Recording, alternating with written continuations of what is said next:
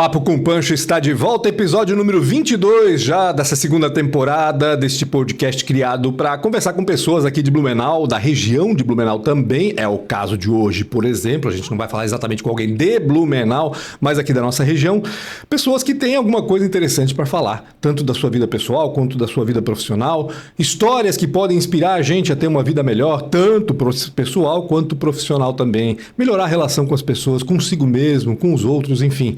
O objetivo principal é esse, fazer com que a gente evolua de alguma maneira.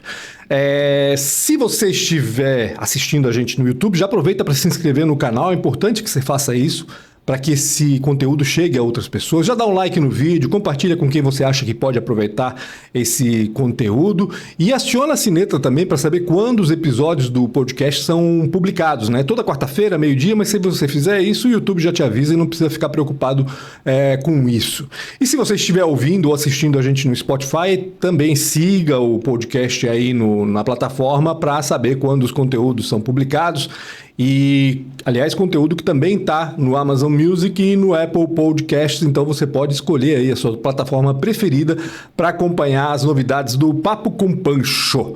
Siga também @pancho.com.br no Instagram, é lá que eu publico sobre quem são os nossos convidados e também publico os cortes, né? Tanto no Instagram quanto no YouTube, os cortes, os melhores momentos aí da entrevista são publicados para você também dias depois de publicado o episódio completo.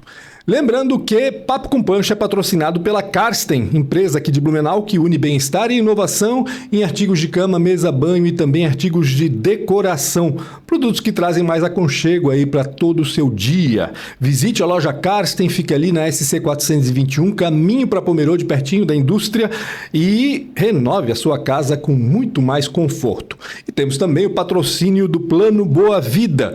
Com ele, você e a sua família têm a tranquilidade de uma assistência funerária completa e, mais do que isso, ainda paga menos em mais de 1.000 parceiros aí da Associação Matias Haas. Isso mesmo, se você tem um plano Boa Vida, você tem desconto em mais de 1.000 estabelecimentos, lojas, comércios, prestadores de serviço e assim por diante aqui da região. Quer viver bem hoje e tranquilo sempre? Então venha e aproveite os planos do Boa Vida. Episódio número 22, acho que é o primeiro que não mora aqui. Não, o Evandro também não mora aqui em Blumenau, né? O Evandro tá morando em Pomerode agora, mas o Evandro é blumenauense, então eu considero ele de Blumenau. Mas esse é o primeiro que não nasceu em Blumenau e não mora aqui em Blumenau. Ivan Blumensheim, tudo bem?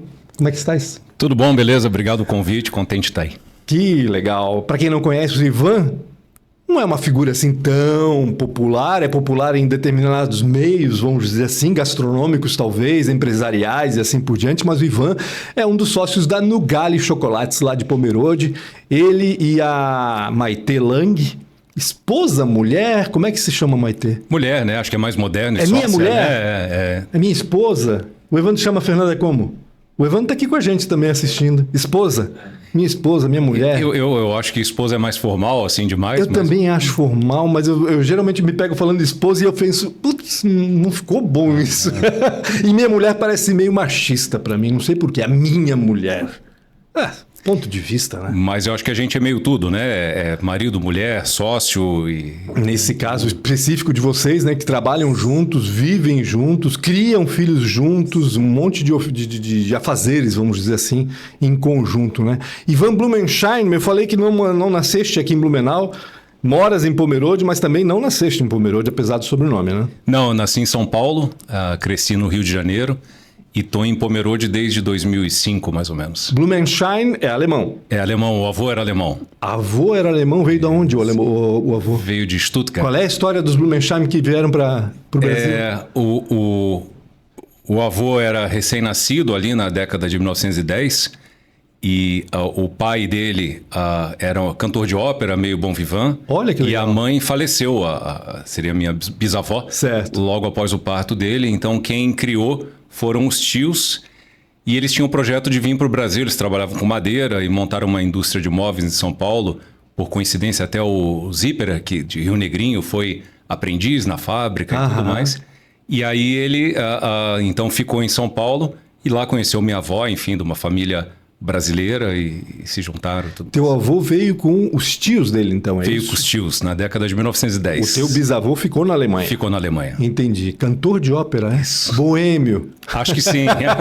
Não fosse investigar lá? Não fosse estudar um pouquinho? Já, mas tem essas histórias complicadas ali, até com Segunda Guerra e tudo mais, né? Então, sim, é verdade. acabaram depois cortando relações, porque ele não casou com uma alemã aqui, então essas coisas daquela época, né? E teu avô foi para São Paulo, então? Foi Ele para se criou em São Paulo. Isso. Tem alguma relação com o Marcos Blumenschein, Ivan? Na verdade, a gente se conhece, né? Já se encontrou algumas vezes. E a família dele também vem da mesma região, também próximo a Stuttgart.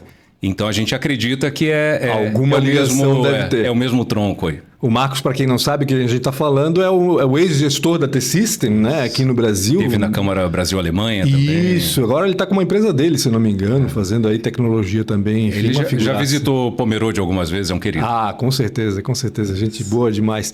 Tu te criaste então, nasceste em São Paulo, te criaste no Rio de Janeiro. Com que idade você foi para o Rio de Janeiro? Com 3, 4 anos. Teus pais se mudaram, obviamente, imagino, por conta de trabalho. Meu pai era funcionário federal, físico nuclear, ele trabalhava na Comissão Nacional de Energia Nuclear.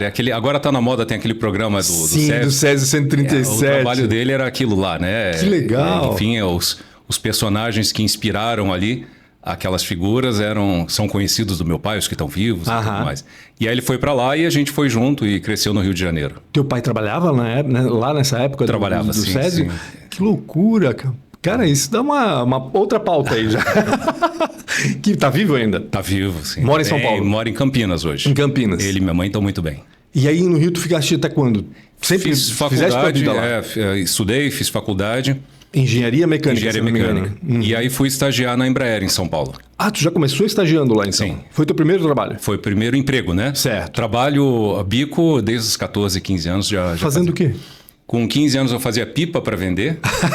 E com 16, 17 eu consertava computadores. Eu botava um anúncio nos classificados do Globo. E aí o pessoal ligava, eu ia nas casas consertar, né, computador, instalar e tudo mais. Caramba! Depois na faculdade comecei a trabalhar com traduções técnicas, né, e era uma coisa que pagava bem e era pela produtividade. Tu tinhas facilidade com o inglês, com o alemão? Tinha com o inglês, com o português e também com o conhecimento técnico, né, para você ter um manual sem o equipamento, entender que rebimboca da parafuseta, como funcionava. Entendi. E isso na época o dólar estava 1 para 1, me permitiu mochilar, né, durante alguns anos. Então, e aí, mas emprego formal de carteira assinada, o primeiro foi na Embraer. Na Embraer mesmo, entrou como estagiário. Isso mesmo. E aí depois foi efetivado e... Trabalhava numa área muito divertida, né, ensaios em voo. Divertida é ótimo. É a área que, quando você projeta um avião, são 2, 3 anos de centenas de engenheiros trabalhando. Em algum momento você tem que construir os primeiros aviões e colocar para voar. Então essa área... O piloto do piloto, ele então. Tinha os pilotos lá, mas essa área, ensaios em voo, é a área em que constrói muitas vezes as primeiras unidades e conduz todos os testes, coloca para voar pela primeira vez e a abertura de envelope, a verificar os critérios de segurança, de desempenho. Então é um trabalho com acho que é o ápice da engenharia, da adrenalina, é um tesão assim, né? Quanto tempo de Embraer? Eu fiquei acho que 7 anos no total, mais ou menos. 7? Que bacana. E lá conheci a Maitê, né? Pois é, mas a Maitê trabalhava em outra... Ela é engenheira também, se eu não me engano. Ela é engenheira civil de produção. Certo. E ela trabalhava também lá, né, no mesmo projeto. Mas ela tinha um trabalho, era administradora de contratos. Ela administrava o relacionamento com alguns fornecedores. Entendi. E aí tive contato lá com ela e me apaixonei. No Rio de Janeiro? Em São Paulo, São José dos Campos. Em São José dos Campos, isso, tá. Claro, Embraer em São José dos Campos, obviamente. Tu falaste antes que teu avô trabalhou com madeira em São Paulo, é isso?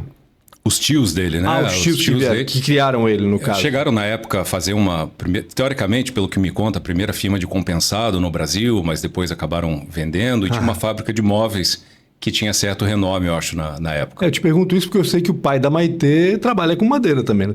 Mas não tem nada a ver, né? Mas sim. Não, mas como as histórias vão se juntando, né? Daqui a pouco, coincidindo, né? Sim, né? Grande. Como é que o nome dela? É Francisco, né? O nome do pai dela? Cid. Cid também? Seu Cid Lang. Igual o filho, exatamente. Porque o irmão da Maitê é Cid também, Cidinho, né? Isso. Não sei se tu sabes, mas o Cid, filho, era o meu principal rival na natação, né? Na época Eu sei que vocês nadei. conviviam, tinha história, mas não sabia que era o Teve arqui-inimigo ali. um ano específico ali, acho que eu tinha 12 ou 13 anos de idade, e o Cid era o meu rival, assim, de toda a prova, assim. Eu nunca esqueço que teve uma competição em Pomerode, a primeira vez que eu fui nadar lá no Clube Pomerode, e o Cid, muito esperto, ele foi nadar as provas que ninguém nadava. 400 medley, 200 metros borboleta, que são provas difíceis, né? E tinha uma disputa pelo troféu de índice técnico, né? E eu não, eu tive que nadar as provas mais difíceis, mas ainda assim eu consegui superar o Cid. Eu levo isso como uma conquista gigantesca para mim na época da natação. Foi a maior coisa que eu fiz na vida também. E ele nada bem, né? O Cid é bom, o Cid é bom. Ainda hoje, de vez em quando, a Maitê participa de alguma travessia oceânica. Ah, é? Caramba. E aí, quando eles querem reforçar o time, eles chamam o Cid para participar junto. Às vezes eu vou dando apoio de caiaque, né? É divertido, mas que bacana. A Maitê nada ainda todo dia, então continuam praticando. Continua lá no clube mesmo? Sim, lá no Clube Pomerode? Olha que bacana. Eu não consegui continuar nadando, não sei porquê, mas eu precisava de uma atividade que me tirasse a cabeça, que eu pudesse focar. E a natação não tem isso, porque a natação tu fica contando azulejo, fica nadando pra lá e pra cá e fica pensando em um monte de coisa. E aí eu fui jogar tênis com esse que tá aqui do teu lado, aqui, ó. Fizemos o quê? 1 ano de tênis, acho, né?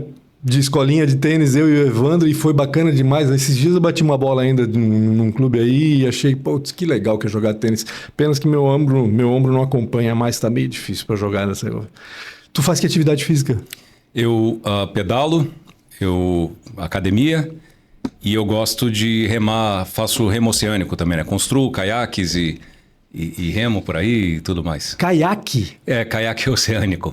O princípio é o mesmo do avião ou qual é a... Não deixa de ser princípio. A aerodinâmica e hidrodinâmica são irmãs, de certa maneira. Né? Então, é que a gente vai sempre para Governador Celso Ramos, né? E é uma região muito boa ali, o mar é tranquilo, tem a Baía Norte de Florianópolis, em Atomirim, Ratones. E lá eu tinha comprado, muitos anos atrás, um caiaque usado que estava encostado. Ali tem a vila de pescadores e tal. E eu dava umas voltinhas com aquele caiaque, mas era um caiaque que entrava água e não dava para ir muito longe e tal. E aí uma vez eu falei, poxa, será que não tem um caiaque melhor para ir mais longe? E comecei a dar uma olhada e vi que tem o caiaque oceânico, né? É um esporte, né? Vamos dizer assim. E aí eu fui escolher um para comprar e eu vi que os modelos que existem, principalmente no Brasil...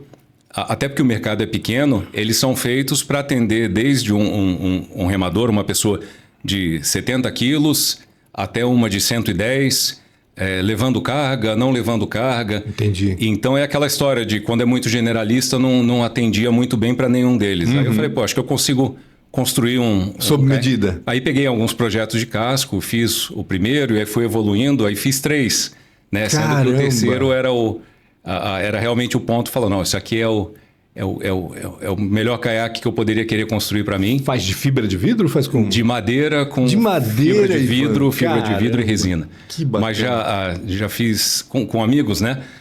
2 vezes a volta na ilha de Florianópolis, a travessia Florianópolis, Bombinhas, Ilha do Arvoredo. É divertido, é uma cachaça. Divertidíssimo. Imagina remar dando a volta à ilha de Florianópolis. Quanto tempo demora para dar a volta à ilha? Uma vez foi 4 dias, outra 3. E o caiaque, como tem compartimentos, aí você bota barraca. Sim, aí para na praia. Dormir, aí acampa e tudo mais. Mas acho que assim, é uma experiência que quem está acostumado com o mar... Normalmente você tem motor, tem um barulho do motor. Sim. E ele é diferente porque além da atividade física, você está quase que no mesmo plano do mar, né? E não tem barulho. Então, os bichos vêm, peixe, ave, tartaruga, às vezes um golfinho, alguma coisa. E a atividade física junto. Então, a adrenalina também, né? Porque o mar sempre guarda surpresas. Então, é uma coisa divertida. E isso acontece muito quando o mar é calmo, justamente, né? Quando você passa pela Baía Norte, imaginando pela Baía Sul, né? Pela parte de dentro ali, deve dar essa sensação. Mas do outro lado lá é mais complicado. Né? Você vira numa ponta ali, na ponta do Bota, ou ali na Ilha de Palmas e tudo mais, aí... Entra um vento diferente, você pode ser pego de surpresa, né? Então o barulho do barco batendo na água é mais persistente, vamos dizer assim, do que aquele barulho do deslizar, vamos dizer assim. E o barulho das ondas em volta e tudo mais. É a diferença de andar de veleiro e de barco a motor, Isso, a comparação é essa. Acho porque o barco a motor é barulhento, né? Querendo ou não, né? Tem o barulho do motor, o barulho deles, né? Abrindo a água, enfim. E o veleiro não, né? O veleiro é só o flap-flap da vela, no máximo. E gosto de pedalar também. A gente está numa região aqui que tem muito morro, né? Blumenau também e tudo mais. Então, para quem gosta de pedalar em morro, é um prato cheio a nossa região. Já fez o circuito ali do Vale do Itajaí, ali, de Timbó? O Vale Europeu, né? Acho que a maior parte. Eu não fiz o roteiro, porque eu saio para pedalar durante o dia, né? Então, Entendi. Já fiz acho que quase todos os lugares, mas não de fazer o roteiro, de ir até todas as cidades. O roteiro completo acho que demora alguns dias. Aí o desafio é isso, né? É se afastar das atividades por vários dias, né? E atrai turista, né? É incrível como tem gente que vai... Uma vez eu fui a Rodeio, eu lembro. Aliás, uma pousada muito bacana, não lembro agora o nome, vou ficar aqui devendo. Que tem uma gráfica junto. Aliás, um museu de gráfica junto. É um negócio impressionante, assim, um negócio muito bacana. E quando eu fui até lá... Tinha um monte de gente hospedada lá fazendo o circuito de cicloturismo do Vale do Itajaí. Fiquei impressionado. Falei, caramba, quanta gente. E de fora, assim, de muito longe, assim. E aí ele falou, não, vem gente do exterior e tal, o tempo todo vindo gente para cá. De vez em quando aparece ex-colegas, ex-funcionários da Embraer ou gente que estudou comigo, que está aí fazendo o circuito. E daqui a pouco tá lá visitando também a Nugali e fazendo o tour da Nugali. O pessoal vem prestigiar. Sem querer, né? Tipo, tá aqui? Como assim? Vem conhecer. Aliás, como é que aconteceu isso, Ivan? Porque vocês estavam na Embraer, os dois, com carreiras promissoras, imagino eu. E daqui a pouco vocês estão aqui em Pomerode fabricando chocolate. Me conta como é que se deu essa mudança. A Maitê é de Pomerode, né? Sim. E ela tinha o sonho de voltar para Pomerode. E tinha o sonho de ter um negócio próprio. E naquela época, começo dos anos 2000, não era tão comum ter produto importado nos supermercados. Certo. E quem viajava para fora, muita gente pedia, traz chocolate suíço, chocolate belga. Estava começando aquela história de chocolate belga. Uhum. E foi a Maitê que teve a sacada, o insight de se perguntar e falar, por que né, tanto ela, eu viajava a trabalho para fora, por que tanta gente pede para trazer chocolate?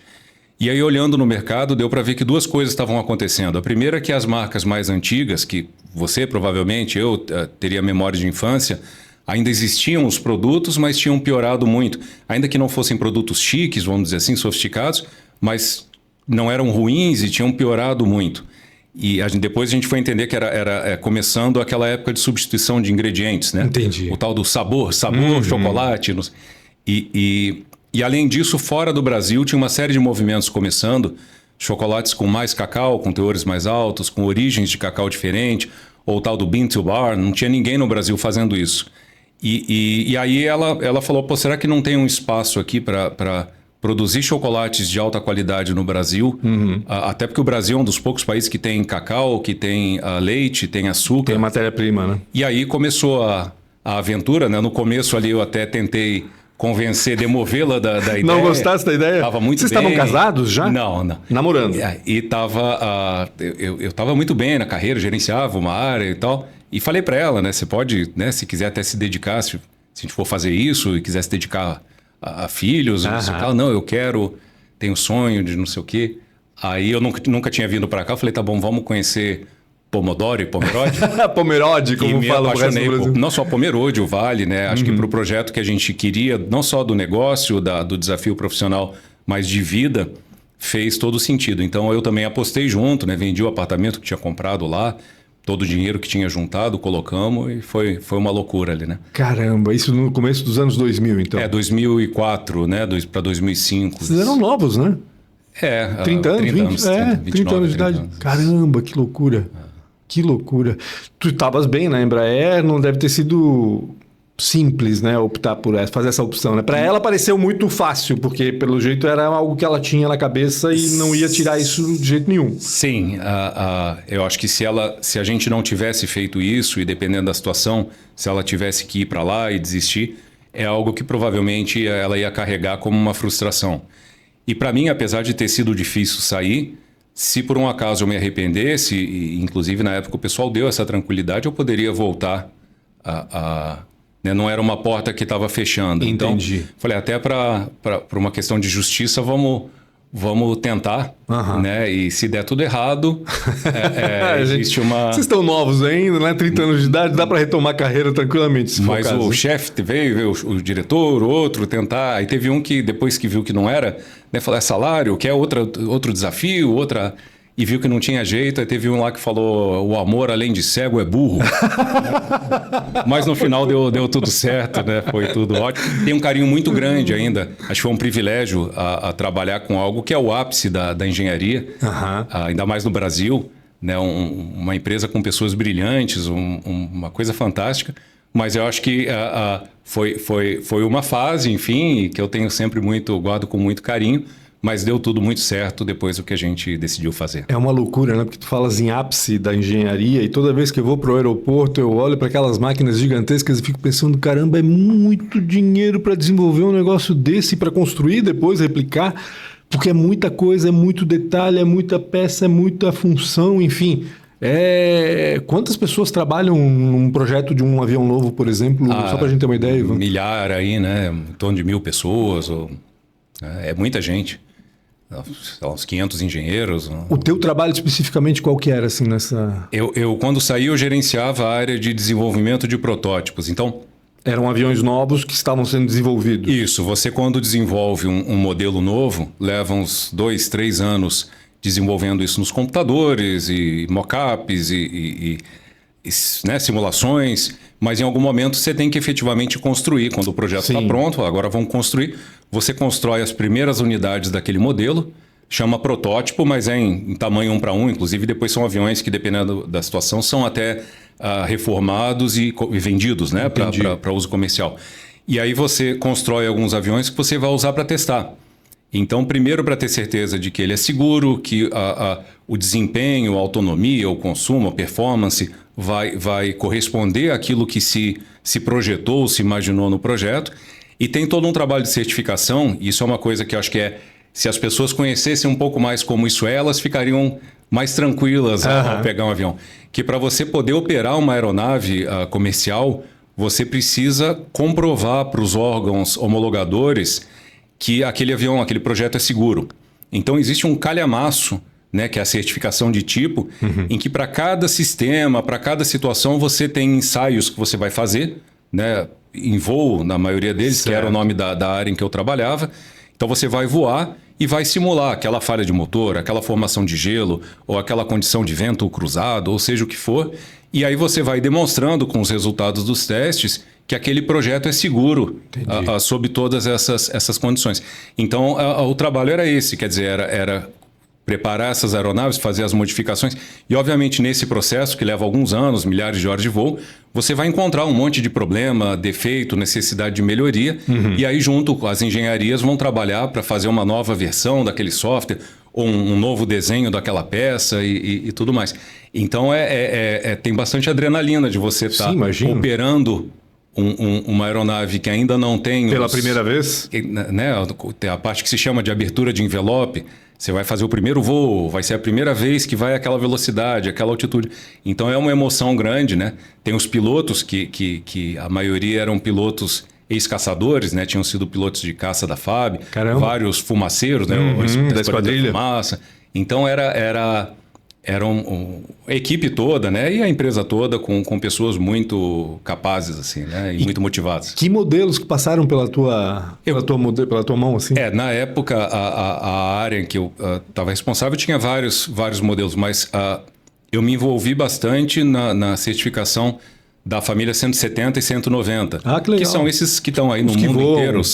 Principalmente na Azul, né? Por exemplo, mas no mundo inteiro. Sim, né? sim. É um projeto muito bem sucedido. Então. São baita aviões, né? Vamos combinar. Quando eu voei pela primeira vez no 190, eu lembro, fiquei impressionado. Falei, caramba, e é do Brasil, cara, que loucura, a gente faz um negócio desse. Foi um tesão, assim, durante alguns anos eu vivi, né? E na época mais puxada, às vezes você fazia 200 horas normais, 200 horas extras, né?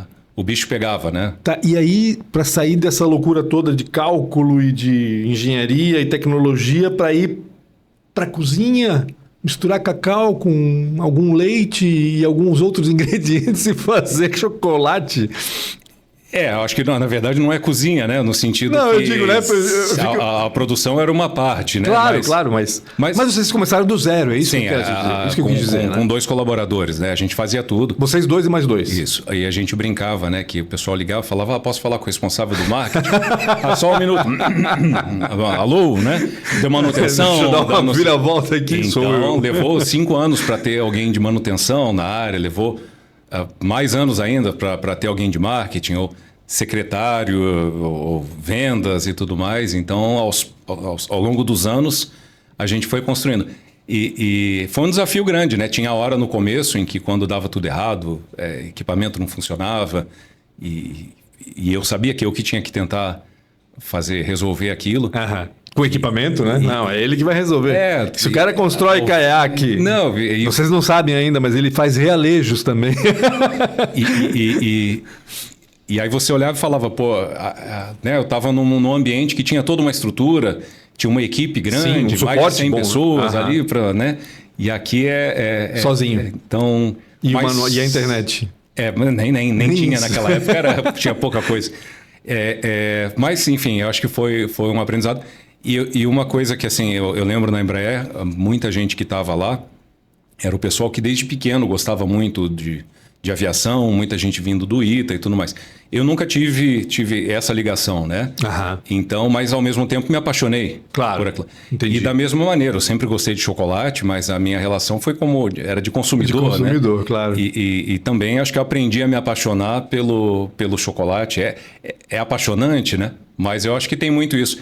As pessoas acham, eu gosto disso, eu gosto daquilo, mas se você se meter a fazer com dedicação alguma coisa, tem uma boa chance de você também se apaixonar por aquilo ali que você nem imaginava. Né? Sim, e faz tudo com prazer daí, né? Todo o planejamento para fazer a coisa acontecer, tu vai fazendo com prazer, não é um problema, né? Vamos dizer assim. Mas quando eu disse cozinha, eu falei cozinha porque, assim, como tu falaste, eram 4 pessoas, né? O Ivan, a Maitê e mais 2 colaboradores. Era praticamente uma cozinha, né? Vamos combinar. Não tinha... que investimento inicial que vocês tinham para fazer a Nugali? Como é que se deu o início da empresa exatamente? A Maitê sempre foi muito regrada, então ela tinha um pé de meia desde os 16 anos. Então apostou nisso, né? E em Pomerode tem uma empresa que fabrica, alemã, que fabrica equipamentos que fazem parte do processo. Então acho que isso também foi uma coisa importante.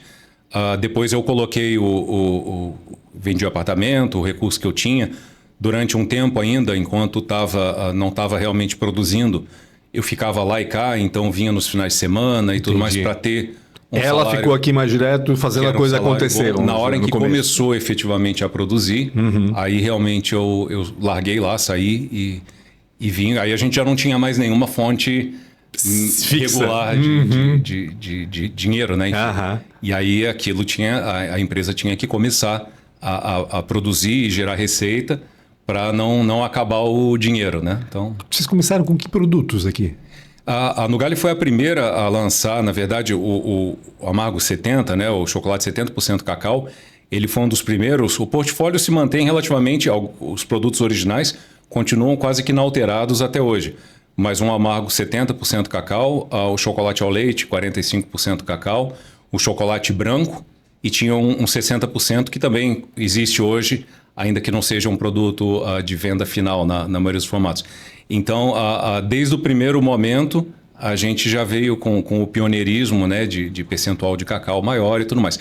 Porque na época já era diferente, porque o brasileiro sempre foi acostumado a comer o chocolate ao leite, né? Sim, eu acho que é parecido com a discussão do vinho, né? De falar, não, gosta do produto doce. Sim. Às vezes é falta de contato, né? Falta de um processo de conhecimento. Treinar o paladar, né? A gente fala, né? Exatamente. E acho que a gente pegou isso. Justamente a percepção é que, em função do que estava acontecendo fora do Brasil, isso não parecia ser um modismo. Entendi. Né? Que é a diferença de modismo e tendência, né? Entendi. Parecia ser uma coisa que vinha para ficar.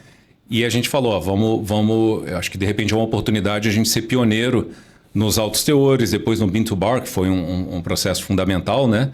E essa foi a aposta. O curioso é que veio mais ou menos na mesma época da cerveja artesanal também. Também. Né? Porque aqui também, de novo, vamos lá, a gente estava acostumado a tomar Pilsen. E daqui a pouco chegam as cervejas artesanais com gostos muito diferentes e... Eu não sei, aqui tô pensando em voz alta, né? Mas aquele olhando em retrospectiva, aquele momento, aquele início da década de 2000, foi um período em que começou uma substituição de ingredientes muito grande. Então era o requeijão que não parava mais na faca, o iogurte que virou bebida láctea, que não que ficou aguado e tudo mais. E aconteceu isso com o chocolate. Então talvez isso tenha motivado em outros segmentos também a empreendedores, alguém falar, não, vamos tentar fazer esse produto bem feito, que foi mais ou menos o que eu acho que a gente tentou fazer. Uma coisa que me irrita nesse mercado de alimentos, principalmente, e de guloseimas, vamos colocar guloseimas em geral, assim, não só chocolate, é a mania de diminuição de embalagens, Ivan. Caramba, o Choquito era gigante na minha época de criança e adolescente. Hoje é um negócio minúsculo que parece mais um bombom do que uma barra de leite condensado caramelizado com flocos crocantes e tudo mais. Então não é só o ingrediente que mudou a embalagem também. Mas eu acho que sim, né? Claro que isso é ruim, ainda mais quando é uma tentativa de ganhar mais, de lucrar mais. Eu acho que isso não às vezes... Você pode falar, não, o mercado mudou, as pessoas não querem uma porção menor. Eu acho que é ruim quando você percebe que tem talvez uma tentativa de fazer o consumidor achar que era a mesma coisa de antes e não é mais. Mas eu acho que para a gente, pelo menos, ainda que a gente não faça alterações desse tipo também, a mudança de formulação ela é muito mais grave. Mais grave, mais evidente. Você talvez, mata a marca, você mata o produto, né? É uma coisa que não tem vida longa, né? Isso para a gente... Ainda mais agora que teve nos últimos anos uma alta muito grande do preço do cacau. A tonelada do cacau, que historicamente sempre oscilou ali entre $2.500 e $3.000 a tonelada, desde a década de 70 foi para 12 mil, então aumentou 5 vezes. Muitas marcas, que é a história do sabor chocolate e tudo mais, mudaram formulações para baratear. Então isso é o tipo de coisa que ali, para a gente nem discute esse tipo de possibilidade. Entendi. São fiéis à fórmula que criaram, vamos dizer assim, né? 4 pessoas no início, 3 produtos. Hoje são quantos funcionários na Nugali? Quantos produtos vocês têm aí? Um pouco mais de 50, um mix aí perto de 50 produtos, né? 50 produtos. Mas uma parte que eu acho que era legal, contando da história da empresa, é falar um pouco também do Bean to Bar, posso? Sim, claro. Eu ia te perguntar antes, quando tu falasse de Bean to Bar, eu falei, explica esse negócio porque nem todo mundo sabe, né? Então, a Bean to Bar, né, que é bean, é a amêndoa, né, o feijãozinho, a amêndoa do cacau. Do cacau. Bar é o tablete, né? Então, tradicionalmente, e até hoje, a maioria das marcas no Brasil de chocolate, elas compram a massa de cacau, que é comprada numa empresa grande chamada Esmagadora, que ela produz a massa de cacau. Certo. E aí você faz o chocolate a partir daquilo. O problema é que você não tem controle da origem desse cacau, da variedade, da fermentação, nem da torra dele. Então é difícil você fazer um produto de uma qualidade muito alta se você não tem controle sobre a amêndoa de cacau. E essa história do Bean to Bar, que começou naquela época, início dos anos 2000, ali na Europa e Estados Unidos também, eram marcas que iam atrás do produtor de cacau, faziam algum tipo de parceria com ele, ou compravam, pagavam mais por uma qualidade mais alta, e aí tinham um controle do tipo de cacau, da fermentação, da seleção com que foi feito, e depois da torra na própria fábrica, e aí você define o perfil sensorial, ou tudo que você vai fazer, do começo até o fim. Entendi. E a gente foi o primeiro a fazer isso no Brasil, né? Que bacana. Foi um trabalho super bacana com cacauicultor, foi uma coisa pioneira. Mas aí vocês têm que estar lá o tempo todo. Ou alguém de vocês, alguém de confiança, como é que funciona exatamente? Não, eu acho que Porque o produtor é onde? Bahia. Bahia e Pará, né? Espírito Santo também, dependendo da vez. Eu acho que o grande desafio e segredo é encontrar produtores, encontrar cacauicultores. Que é parceiro de fato. E não só isso, que ele tenha um desejo tão grande de fazer um cacau de qualidade, quanto a gente tem de fazer um chocolate de qualidade. Entendi. Né? Acho que até o começo dessa história foi bonito, que quando a gente falou, a gente tem que começar essa história do Bean to Bar no Brasil. E aí a gente foi procurar, falar, tá, vamos procurar algum produtor de cacau que faça cacau de alta qualidade. E foi muito mais difícil que a gente imaginava, porque o Brasil, apesar de ter 300 anos de tradição com cacau, sempre esteve associado com quantidade, não com qualidade. E a gente encontrou na Bahia um produtor chamado João Tavares, que ele estava justamente tentando fazer isso, né? Depois ali da vassoura de bruxa, que devastou a lavoura a cacaueira da Bahia, ele era a terceira geração, E ele estava tentando, bom, já que eu não consigo a mesma produtividade, se eu conseguir agregar valor, conseguir fazer um cacau excelente, quem sabe eu consigo fazer a conta fechar também. Claro. E aí a gente encontrou e foi uma junção muito... a gente queria, eram duas partes do mesmo objetivo. E aí a gente começou um trabalho a 4 mãos ali, que levou uns 2 anos, testando fermentação, testando variedades, e a gente testando formulação, torra e tudo mais, até chegar no produto que a gente queria. E na época não existia maquinário para isso, então a gente mesmo, eu mesmo, tive que projetar, construir máquina para quebrar cacau, descascar, adaptar torrador de café. Foi uma aventura.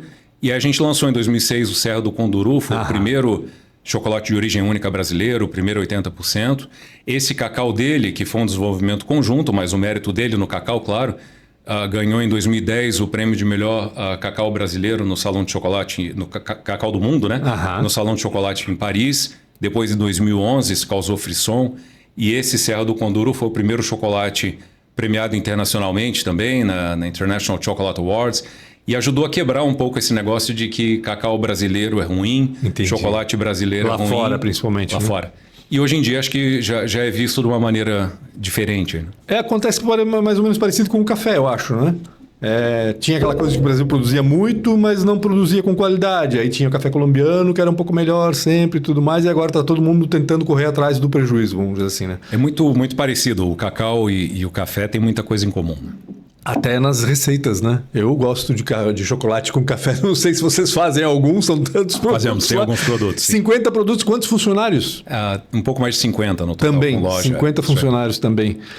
Quanto de chocolate é produzido por ano ali em Pomerode? Em torno de 200 toneladas. 200 toneladas? É uma produção, vamos dizer... É uma produção grande para uma marca artesanal, se a gente pode dizer assim. Entendi. Né? Não é uma grande escala comparada com os... Claro, com os grandes Até marcas. porque a gente faz lotes menores, tudo é avaliado com cuidado muito grande, mas para o segmento em que a gente está, é considerado uma produção grande. Entendi. Voltando ao Bintu Bar, esse cacau ele é usado em todos os produtos ou só nos mais... Todos os produtos utilizam chocolates, utilizam cacau que a gente adquire, né, brasileiro, mas dependendo do produto, ele vai exigir cacaus com perfis específicos. Entendi. Então, por exemplo, em cada safra, quando a gente adquire a safra, é feita uma seleção e alguns lotes que estão especiais ou têm características que são características daquele produto, aí eles vão ser separados para cacau em flor, conduru e tudo mais. Entendi. Tem fornecedor para cada linha de produto, vamos dizer assim. Mais ou menos, é isso. Tem novidade vindo aí em termos de produtos? Vocês estão o tempo todo tentando lançar novidades ou como é que funciona essa dinâmica aí de... Não, eu acho que a gente fez lançamentos recentes, né, de vários produtos aí nos últimos anos. Tem algumas coisas sempre em desenvolvimento, né? A gente tem uma equipe que está sempre testando e tentando acompanhar o que está mudando no mercado. Mas a gente é muito fiel vamos dizer, não é nossa estratégia viver da novidade, se eu posso dizer assim, né? Tanto que os produtos que a empresa começou fazendo continuam em linha. Ou esse Serra do Conduru também, de 2006. Sim, verdade. Passados 20 anos, ele continua na prateleira. Com a formulação não foi alterada e tudo mais. Então, eu acho que o nosso consumidor, o nosso cliente, ele tem muito mais uma expectativa da confiança, de saber que a marca entrega sempre, procura manter um padrão de qualidade, do que aquela coisa de estar todo ano criando só novidade. Então, toda Páscoa tem produto novo, teve um produto com pistache, tahine e tudo mais, teve alguns recheados lançados, vai ter coisa nova, mas o nosso carro-chefe eu acho que continuam sendo os produtos mais tradicionais da marca. Entendi. Onde que as pessoas encontram no Galho hoje? Em todo o Brasil? A gente está em mais ou menos uns 2.500 pontos de venda no Brasil inteiro. Não são lojas nossas, né? São mercados, empórios, mesmo supermercados com foco mais em gastronomia.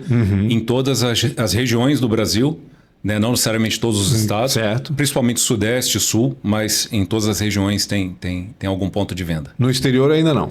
A gente já exportou para 5 países até hoje. Eu lembro que eu li alguma coisa faz pouco tempo até, né? Alguns anos atrás aí. Mas de 2013, principalmente, até antes da pandemia. Mas a conclusão a que a gente chegou é que a aventura cambial é um outro esporte, digamos assim, né? E que se você não souber muito bem o que você está fazendo, é muito fácil você perder dinheiro nesse processo. Para a gente foi importante até ser aceito em mercados como Japão, França, Emirados Árabes, que são mercados exigentes e tudo mais. Isso para a gente foi um exercício importante.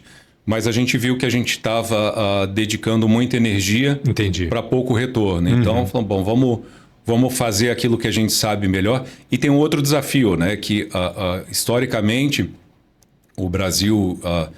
independente do governo, vários governos passaram, mas o Brasil nunca foi muito pragmático em acordos comerciais bilaterais ou internacionais. Então, o produto brasileiro muitas vezes entra com desvantagem alfandegária concorrendo com produtos de outras origens. Né? Então, a gente falou, não, vamos se concentrar, como a gente fala, quem abraça muito aperta pouco, vamos se concentrar naquilo que está dando mais certo. E no que dá para apertar mais. Isso. Ivan, quantos anos já de Nugali? 22 a empresa fez 22 a empresa fez agora, né? 2004, então, o início dela. Isso. Lá em 2004, vocês planejavam, imaginavam chegar onde vocês estão hoje? Existe um planejamento e um acompanhamento do que vocês estão... da maneira que vocês estão crescendo? Olha, eu diria que a gente sonhava. Né? Falar que a gente esperava fazer isso seria muita arrogância. Entendi. Mas eu lembro que a gente logo no começo via marcas premiadas internacionalmente e eram referência, né? E tentava entender o que eles fazem, como é que é o processo deles de produção, entendendo que cada lugar tem ingredientes diferentes, tem públicos-alvos diferentes, tudo mais. Mas a gente, né, sabia que a gente queria ter chegar nesse nível de excelência.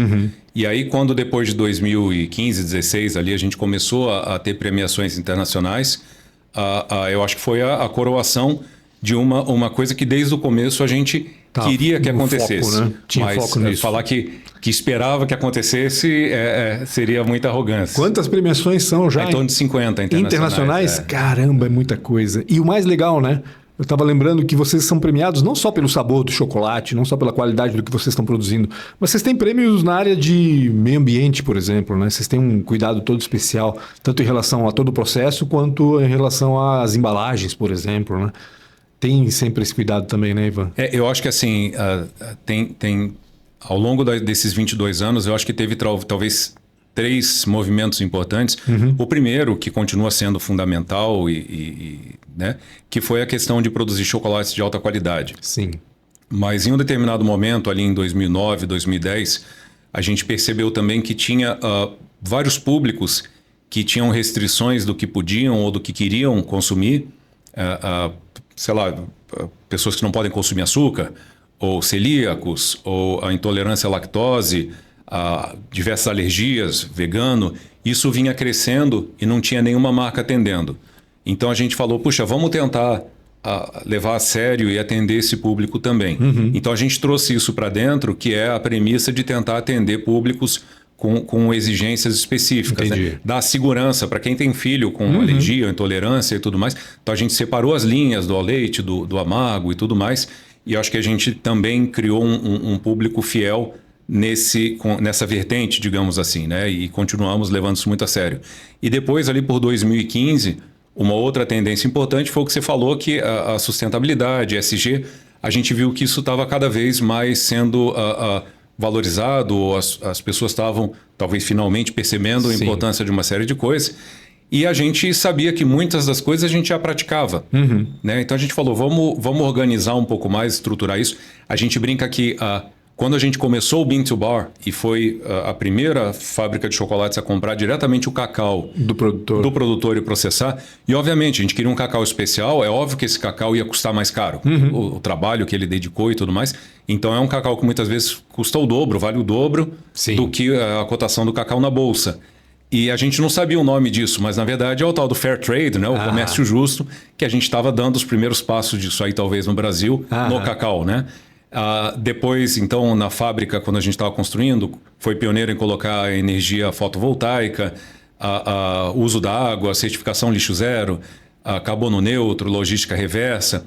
Teve uma questão de embalagem, né? Porque para proteção do chocolate se usa muito aquela embalagem metalizada, que nem de batata frita, né? E é uma embalagem muito complicada como resíduo, porque ela tem pigmento, ela é muito fina e ela tem o alumínio, né? Então não tem como você reciclar. Entendi. Então aquilo vai pro aterro e fica lá séculos. E a gente falou, vamos tentar desenvolver alguma coisa para substituir. E levou uns 2 anos a gente juntando fornecedores de filme, coloca com papel junto e conseguimos, com parceria com uma empresa de embalagem, depois de muitos testes, vários testes que não tinham a barreira necessária, chegar numa embalagem, num laminado de biopolímeros, né, que é inteiramente biodegradável e que dava a mesma proteção, a mesma barreira. E esse desenvolvimento, inclusive, rendeu vários prêmios de inovação para a marca e tudo mais.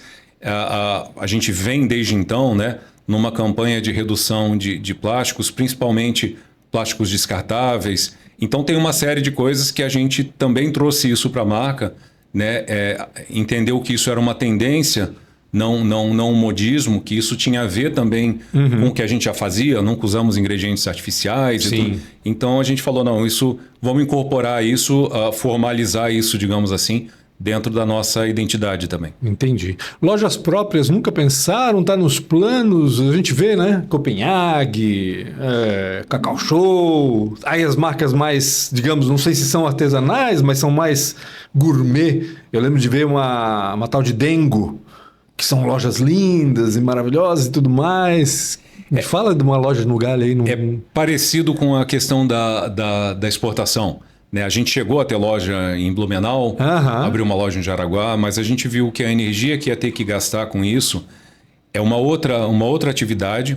Então a gente ia ter que dedicar bastante esforço para isso. É um outro negócio. Entendi. E isso aconteceu num momento em que a questão de franquia estava mudando de característica.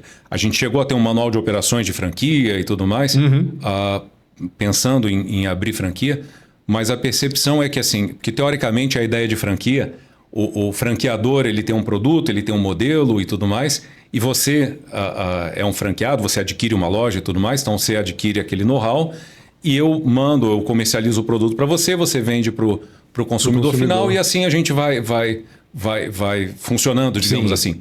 Só que muitas marcas estavam mudando para ganhar dinheiro no processo de abertura de loja. Certo. Então, na verdade, eu vou ganhar dinheiro com você comprando a loja. Se depois você quebrar ou não quebrar, o problema é seu.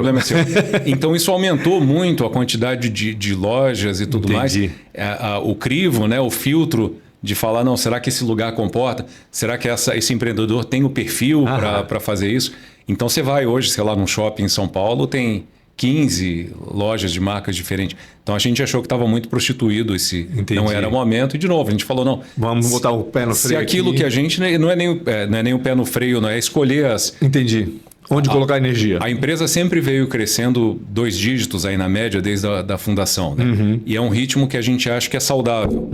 Porque a gente que trabalha com uma preocupação com qualidade, se você falar, você precisa dobrar a quantidade de chocolate, portanto vai ter que dobrar a quantidade de cacau. Não é tão simples, porque o processo de desenvolvimento de fornecedor ele é mais lento. Então, um crescimento de no máximo 20% ao ano foi o que a gente sempre colocou como referência. Meta. E atendendo esse modelo de lojas, sempre permitiu que a gente mantivesse esse ritmo que a gente achava e continua achando saudável. Entendi. Então não tinha porquê.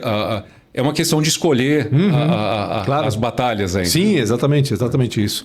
Qual é o teu chocolate preferido da Nugali? Qual é aquele que o cara teu amigo vai lá na loja, lá na fábrica e tu tens que levar esse aqui, que esse aqui é o bom. Os amargos todos, eu acho que é. Né, o pessoal sempre pergunta... Quanto por cento? 80? 70 pode ser. Pra cima, né? 70 eu ainda consigo, mais do que isso eu não consigo ainda. O pessoal fala, não enjoa de... Não enjoa. A única coisa é que você fica mais exigente, né? É claro que tem hora que eu tenho vontade de comer um chocolate ao leite, ou até um chocolate branco, que tem gente que fala... que não é chocolate? Não é chocolate, isso é... É chocolate ou não é chocolate? Eu acho que é uma polêmica tola, né? Porque assim... É que nem vinho branco? acho que é um dos produtos, e isso a gente discutiu, né, nos primórdios, que o chocolate branco, na verdade, o que ele é? Manteiga de cacau, leite integral, baunilha e açúcar. Certo. Isso é um chocolate branco bom, né? E açúcar pouco, leite bastante, manteiga de cacau necessário para fluidez e baunilha natural. Mas o que tem aí no chocolate de combate, que a gente fala que se encontra por aí, em vez da manteiga de cacau é gordura hidrogenada. Certo. Em vez de leite integral é soro de leite desnatado Muita em pó e substituição de aroma novo, e outras né? coisas, né? As farinhas. Em vez de baunilha, vanilina. A gente brinca que o único ingrediente que tem em comum entre as duas é o açúcar. Entendi. E em quantidades muito maiores. Sim. Então, era um produto que clamava, assim, falava, né? Alguém faça ele como deveria ser. E por isso mesmo tem muita gente que gosta do chocolate branco, tem um público fiel. Então a gente falou, não, faz parte atender, claro. Faz parte daquilo que a marca faz, que é oferecer um produto de qualidade, com ingredientes de verdade. Né? Então, e a gente acha que é importante ter um mix também completo de produtos, né, para poder atender o lojista, o ponto de venda. Então, e dos amargos, qual o melhor? Assim? Qual é aquele que tu tens na cabeceira da tua cama ali? O Serra do Conduru, o cacau em flor, né? Mas mesmo o 70% também, né? Que é, eu diria que o cacau em flor, o Serra do Conduru são chocolates com mais personalidade. Mas o 70% é do dia a dia, assim. É um chocolate muito bom que toda hora é um chocolate que me agrada, né? Eu ia perguntar para ti quais dos chocolates clássicos brasileiros é o teu queridinho, vamos dizer assim, da infância e da adolescência, mas acho que ele não vai falar, né? Tu estavas falando que não ias falar de marca, porque não faz parte da tua ética, e tá certo, eu concordo contigo, mas... E eu acho que assim, até o processo, o começo da marca surgiu um pouco da decepção em perceber que aqueles produtos com aquele nome e tudo mais, eles tinham piorado muito. Sim. Então, eu acho que hoje em dia né, a gente procura, acho que a referência para a gente é a gente mesmo, ou outros produtores de bean to bar que estão no mercado, a gente procura acompanhar o que estão fazendo.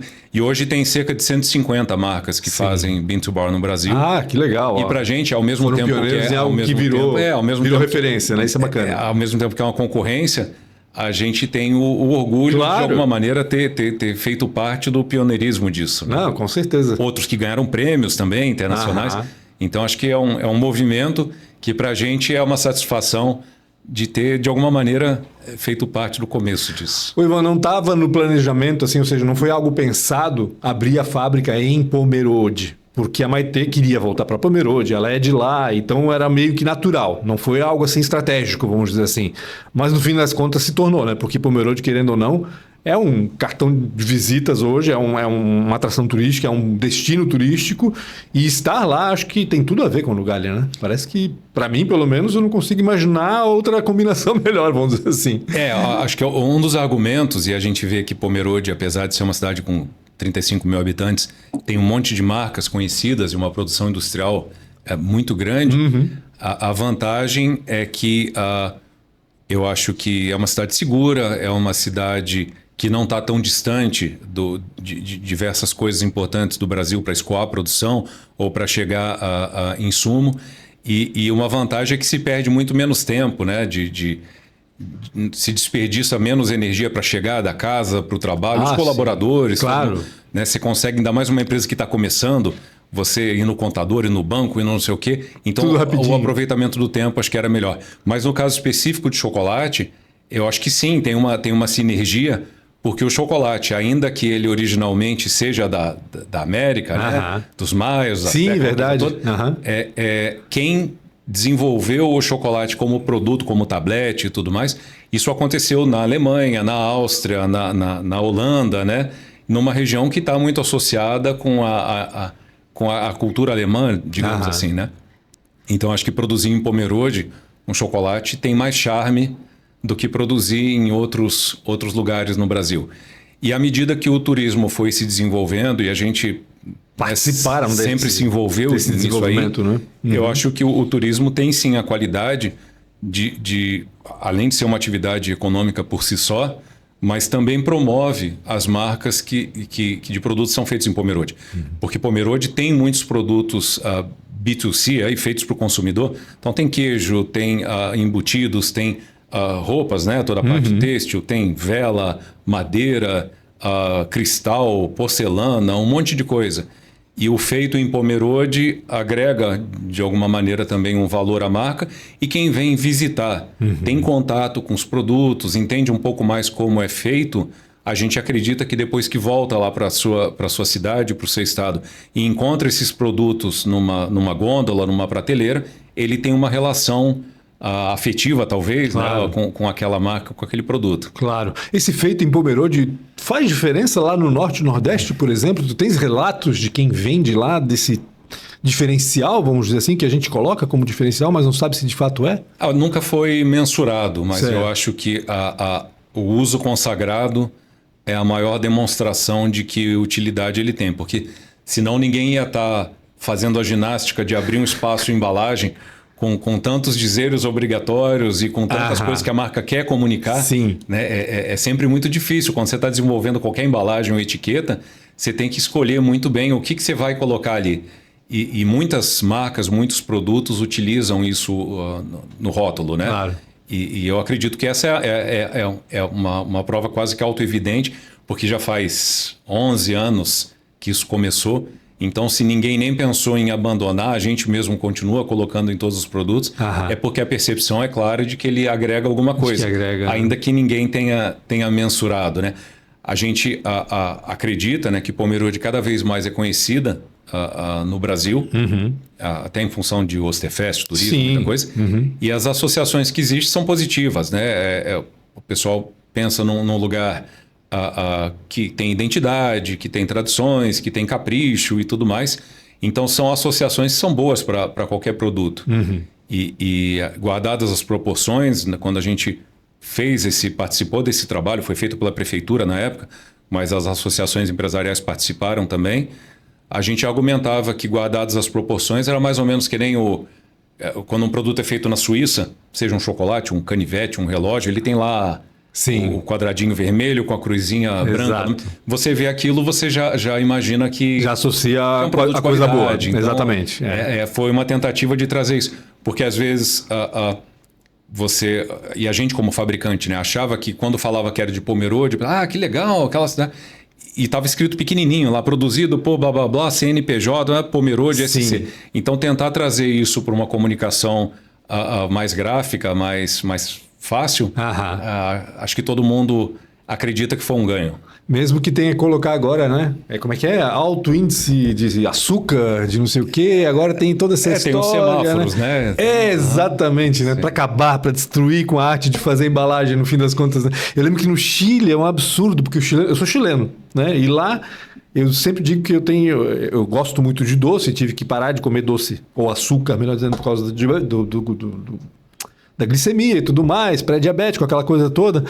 E eu acho que o chileno gosta muito de açúcar. A gente colocava açúcar na pamonha. Enfim, tem pratos salgados no Chile que vem açúcar em cima para dar aquele douradinho, queimadinho e tudo mais.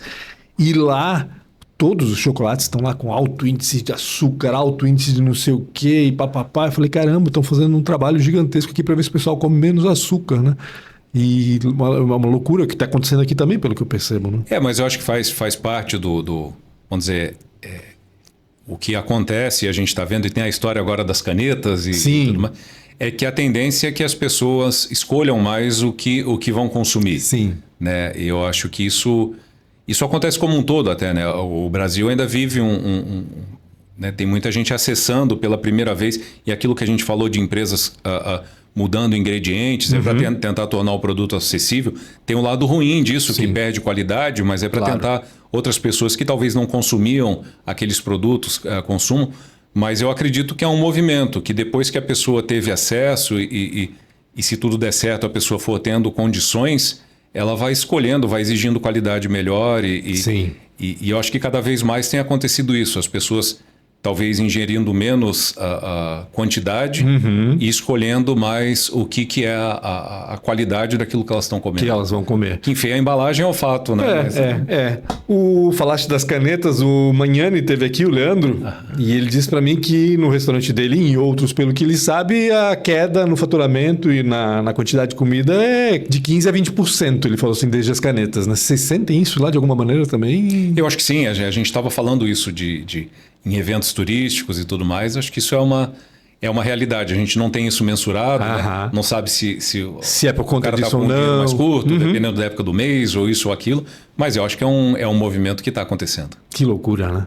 Que loucura. Pro bem ou pro mal, né? Enfim. Eu acho que se for algo que as pessoas estejam vivendo com mais saúde... Isso, se for para saúde mesmo, né? Se for revertido em saúde mesmo, que bom, né? Que daí dura mais tempo e come chocolate por mais tempo. A gente discute que né, dentro da empresa, que nesse movimento a gente o nosso posicionamento todo, ainda que não tenha sido feito para isso, mas de tentar fazer o melhor produto possível, e produto que é premiado e que é reconhecido, ele vai nessa linha de que se a pessoa for escolher, não, eu vou comer menos, mas quero comer uma coisa melhor, eu acho que o nosso posicionamento está adequado. Está adequado, com certeza.